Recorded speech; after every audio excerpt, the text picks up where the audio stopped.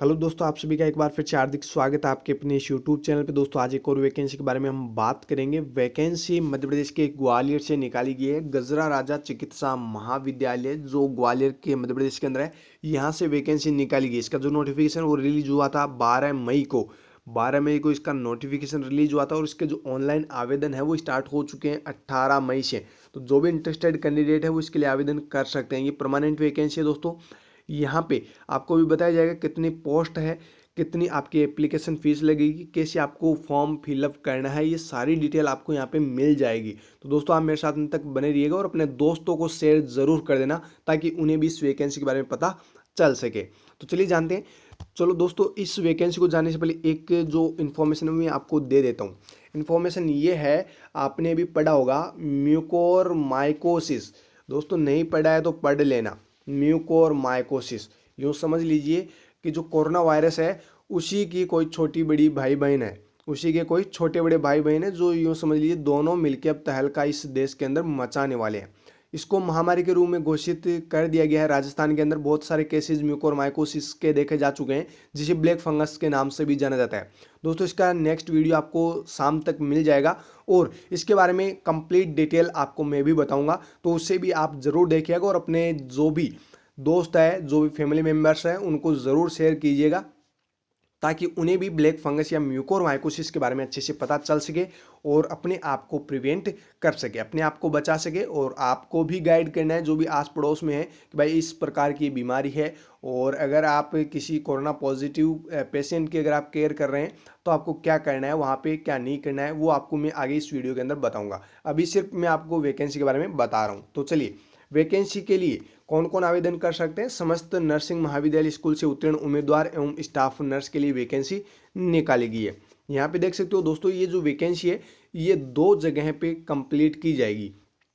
एक तो जो गजरा राजा चिकित्सा महाविद्यालय है ग्वालियर के अंदर ही, और दूसरा है सुपर स्पेशलिस्ट हॉस्पिटल जो ग्वालियर के अंदर ही है।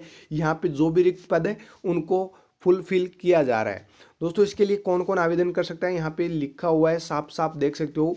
मान्यता प्राप्त है, शासकीय एवं अशासकीय मान्यता प्राप्त नर्सिंग महाविद्यालय स्कूल के अन्य संस्थाओं से बीएससी नर्सिंग एवं जीएनएम उत्तीर्ण उम्मीदवार इसके लिए आवेदन कर सकते हैं। तो देखिए, जीएनएम वाले भी कर सकते हैं और बीएससी नर्सिंग वाले कैंडिडेट भी इसके लिए आवेदन कर सकते हैं। पोस्ट बेसिक बीएससी नर्सिंग वाले भी कर सकते हैं। ऐसा ना सोचे कि बीएससी नर्सिंग आ गया, जीएनएम आ गया तो पोस्ट बेसिक क्यों नहीं आया, तो पोस्ट बेसिक वाले भी कर सकते हैं।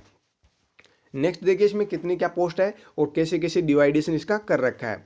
यहाँ पे देखिए पद नाम स्टाफ नर्स है, और यहाँ पे देखिए ये तो एम्स का भी बाप निकला। मध्य प्रदेश तो क्या निकला, एम्स का भी बाप निकला। एम्स ने कहा भाई 80-20 करेंगे, यानी कि 80% गर्ल्स को लेंगे और 20% बॉयज़ को लेंगे। लेकिन एमपी कहता है हमें तो सिर्फ और सिर्फ 100% क्या चाहिए, गर्ल्स चाहिए। हमें तो 20% भी बॉयज़ नहीं चाहिए, सिर्फ इनको तो गर्ल्स ही चाहिए। यहाँ पे देख सकते हो आप, स्टाफ नर्स की वैकेंसी है और केवल महिलाओं के लिए ही निकाली गई है। टोटल यहाँ पे अलग अलग है। यहाँ पे देखिए जो पहली जो पोस्ट की बात मैं अभी कर रहा हूँ ये है सुपर स्पेशलिस्ट हॉस्पिटल का, जो नया अभी एक कोई हॉस्पिटल वहाँ पे बनाया गया है, उसके लिए आरक्षण जो मॉडल रोस्टर है उसके अनुसार ये वर्गीकरण किया गया है। यहाँ पे टोटल 81 पोस्ट है, ये सीधी भर्ती है जो इसके अंदर 81 पोस्ट है। अनारक्षित जाति के लिए टोटल 21 पोस्ट है, अनुसूचित जनजाति के लिए 17 पोस्ट है, और जो अनुसूचित जाति है उनके लिए 12 पोस्ट है, अन्य पिछड़ा वर्ग के लिए 19 पोस्ट है, आर्थिक रूप से कमजोर वर्ग के लिए 12 पोस्ट है। बात करें वेतनमान की तो आपको 7 पे ग्रेड लेवल आपको मिलने वाला है, यानी 7वां लेवल जो अभी चल रहा है वहीं सैलरी आपको मिलने वाली है, और बहुत ही अच्छी खासी आपको सैलरी भी यहाँ पे मिलने वाली है। 28,700 रुपये से लेकर 91,300 रुपये के बीच में आपको कितनी भी सैलरी मिल सकती है। आगे बात करते हैं न्यूनतम जो आपकी मिनिमम जो एजुकेशनल क्वालिफिकेशन वो क्या होनी चाहिए।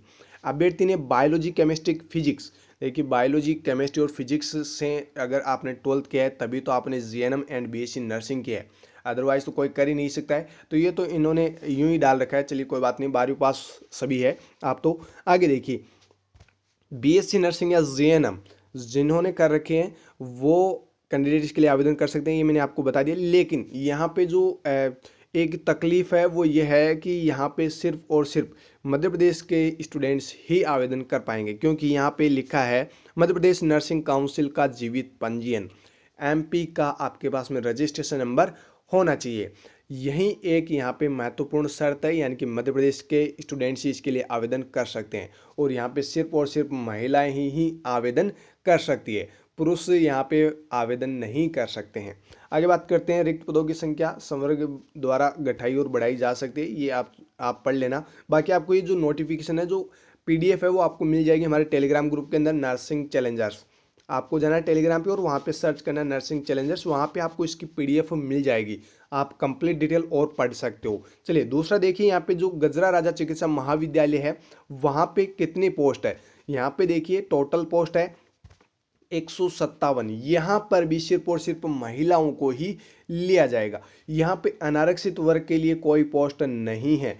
अनुसूचित जनजाति के लिए यहाँ पर टोटल 73 पोस्ट है, अनुसूचित जाति के लिए यहाँ पे टोटल 4 पोस्ट है, और जो अन्य पिछड़ा वर्ग है उसके लिए टोटल यहाँ पे 68 पोस्ट है। आर्थिक रूप से कमजोर वर्ग के लिए यहाँ पे 12 पोस्ट है। वेतनमान वही रहेगा 7वां पे लेवल, और जो एजुकेशनल क्वालिफिकेशन है वो सेम एज इट इज़ जो अभी आपको मैंने बताई है, बीएससी नर्सिंग एंड जो एमपी का रजिस्ट्रेशन सर्टिफिकेट है वो आपके पास में होना चाहिए। वही बात यहाँ पे है कि भाई घटाई और बढ़ाई जा सकती है वैकेंसीज को, ये तो उनके पास राइट्स होते ही हैं। आगे देखिए वेतनमान की, तो वेतनमान की बात करें तो कैसे कैसे आपको सैलरी मिलने वाली है। चलिए यहाँ पे थोड़ा ज़्यादा ही नीचे चला गया, देखिए यहाँ पे वेतनमान की, तो देखिए यहाँ पे जो वेतन आपको मिलने वाला है उसके अकॉर्डिंग देखिए यहाँ पे इस प्रकार से मिलेगा। प्रथम वर्ष जब आप यहाँ पे ड्यूटी करेंगे तो आपको फर्स्ट ईयर जब आपका होगा उस टाइम आपको 70% यहाँ पे आपको सैलरी दी जाएगी, यानी आपका जो 7th पे लेवल है उसकी 70% जो मिलती है अभी वहाँ के कर्मचारियों को, उसका 70% आपको मिलने वाला है। सेकेंड ईयर के अंदर आपको 80% मिलेगा, और थर्ड ईयर के अंदर जब आप तीसरी साल में वहाँ पे काम कर रहे होंगे तो आपको 90% राशि स्टाइपेंड के रूप में आपको मिलने वाली है। उसके बाद आपकी एक परीक्षा भी होगी, उसे आप जैसे ही कंप्लीट कर लेंगे, परीक्षा को जैसे ही उत्तीर्ण कर लेंगे, उसके बाद आपका जो है वेतनमान बढ़ा दिया जाएगा। जो वेतनमान वहाँ के कर्मचारियों को मिलता है वो कंप्लीट वेतनमान आपको भी मिलने लग जाएगा। बात करें आरक्षण की, तो ये आप डिटेल कंप्लीट इस वीडियो के अंदर आपको बताऊंगा, तो बहुत ज़्यादा मतलब पेज है, तो आपको बहुत लंबी वीडियो बन जाएगी, इसलिए आप ये जो भी आरक्षण वगैरह यहाँ पे दे रखे हैं वो सारे के सारे आप खुद पढ़ सकते हो। ओके, आगे बात करते हैं आवेदन शुल्क के, तो यहाँ पे अनारक्षित श्रेणी के लिए 1200 रुपये रखा गया है, और जो जितनी भी जाति बच गई है, बाकी जो भी कास्ट वगैरह बच गई है उनके लिए 1000 रुपये रखा गया है। ये कुछ निर्धारित शुल्क है जो आपको जमा करवाना होगा। आगे देखिए आयु सीमा की, तो आयु सीमा यहाँ पे 18 साल मिनिमम होनी चाहिए और मैक्सिमम 40 साल, इससे ज़्यादा नहीं होनी चाहिए। बाकी अनुसूचित जाति और जनजाति यानी पिछड़ा वर्ग, इनके लिए जो भी कार्यरत महिलाएं वगैरह शासकीय सेवक है, जो महिला अभ्यर्थी हैं, उनको 45 वर्ष तक की यहाँ पे छूट दी गई है। आगे यहाँ पे कुछ सामान्य शर्तें और दिखाई गई है, यहाँ पे आप देख सकते हो कंप्लीट। यहाँ पे सिर्फ एक चीज़ आपको ध्यान रखनी है, अन्य उम्मीदवार को मध्य प्रदेश रोजगार कार्यालय का जीवित पंजीयन होना अनिवार्य है। यहाँ पे सीधी बात यही है कि जो एमपी का रजिस्ट्रेशन नंबर है, जो आरएन नंबर है, वो आपके पास में होना ज़रूरी है। अगर आपके पास में है तो आप इसके लिए आवेदन कर सकते हैं, और सिर्फ फीमेल कैंडिडेट इसके लिए आवेदन करें। आगे बात करते हैं यहाँ पे, और बाकी चीज़ें आप पढ़ लेना यहाँ पे। और ये भी जो भी फर्जी दस्तावेज वगैरह है, अगर आपके पास ऐसे आप मतलब आपके पाए जाते हैं तो फिर आपको यहाँ से निरस्त वगैरह कर दिया जाएगा। आप पढ़ लेना कंप्लीट डिटेल। चयन प्रक्रिया की बात करें तो आपका कैसे होगा यहाँ पे चयन, यानी कि सिलेक्शन आपका कैसे होगा।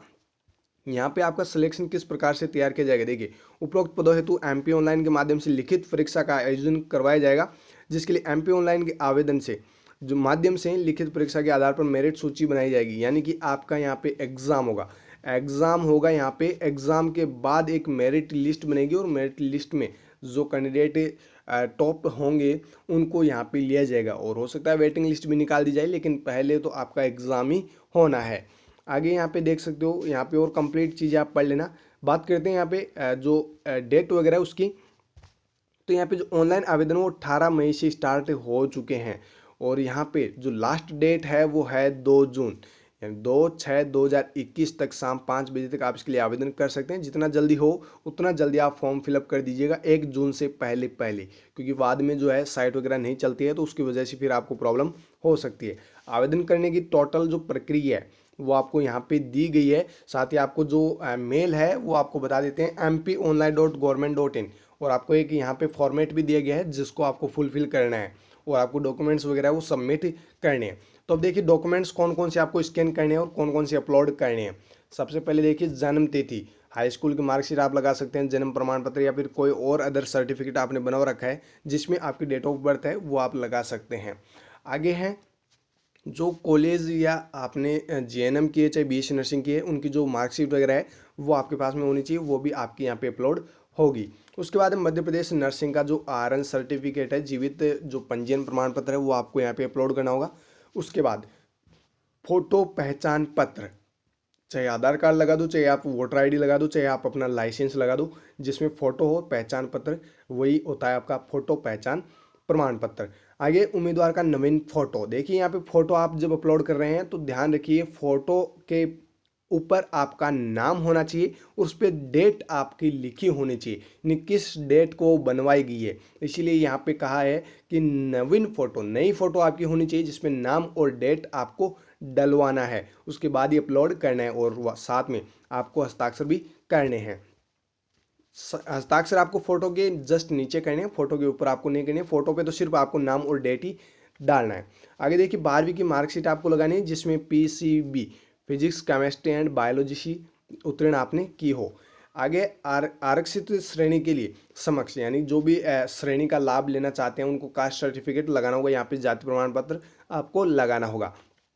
दोस्तों आपको बता दी जो भी डॉक्यूमेंट्स आप यहाँ पे अपलोड कर रहे हैं सब के सब, जो फोटो हो चाहे हस्ताक्षर हो चाहे जो भी दस्तावेज आपके जो भी डॉक्यूमेंट्स है उनकी साइज 200 KB से ज़्यादा नहीं होनी चाहिए। बाकी आपको यहाँ पे कंप्लीट डिटेल दी गई है, आप कंप्लीट डिटेल यहाँ पे पढ़ सकते हो। ऑनलाइन आवेदन पत्र भरने संबंधित महत्वपूर्ण जानकारी यहाँ पे दी रखी है। इंटरनेट कैफे या स्वयं घर बैठे कंप्यूटर द्वारा इंटरनेट के माध्यम से आवेदन फॉर्म भरने की विधि आपको कंप्लीट बता रखी है, किस प्रकार से आपको फॉर्म भरना है, कहाँ पे जाना है, कहाँ पे नहीं जाना है, अगर कोई भी आपको दिक्कत होती है तो कहाँ पे आपको बात करना है, ये भी आपको बता रखा है। यहाँ पे 2 नंबर दे रखे हैं और यहाँ पे एक मेल भी दे रखी है, आप यहाँ पे बात कर सकते हो कि भाई इस प्रकार की प्रॉब्लम हमें हो रही है। अगर किसी को प्रॉब्लम हो तो ये सारी चीज़ आपको यहाँ पे दे रखी है। 200 KB से ज़्यादा आपकी जो है डॉक्यूमेंट्स की साइज़ नहीं होनी चाहिए।